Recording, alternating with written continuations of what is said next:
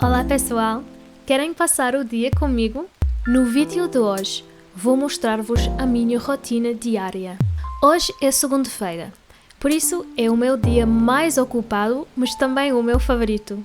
Este vídeo é totalmente em português. Cliquem nas definições para ver as legendas se precisarem.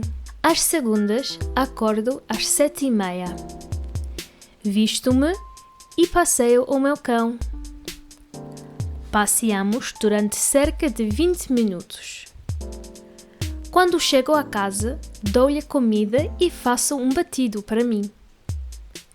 Depois, tomo banho, lavo os dentes, arranjo o meu cabelo e maquilho-me.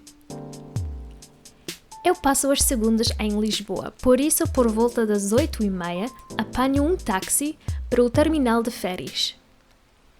Apanho o ferry para Lisboa. Adoro ver o sol a refletir na água.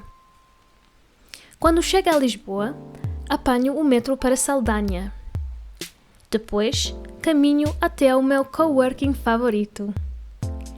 Trabalho até a hora de almoço e partilho uma mesa com a minha melhor amiga. Almoçamos à 1h no nosso sítio preferido do shopping, Vira Frangos. Depois trabalho até às 5. Às vezes tenho chamadas com a minha equipa ou com alunos. Costumo parar várias vezes para beber chá. Às 5, apanho o metro para o Intendente para a minha aula de canto. Esta é a minha parte favorita da semana.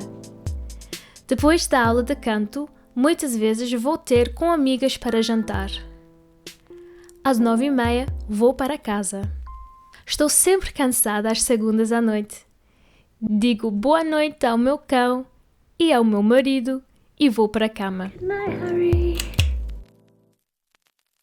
E vocês? Qual é a vossa rotina diária?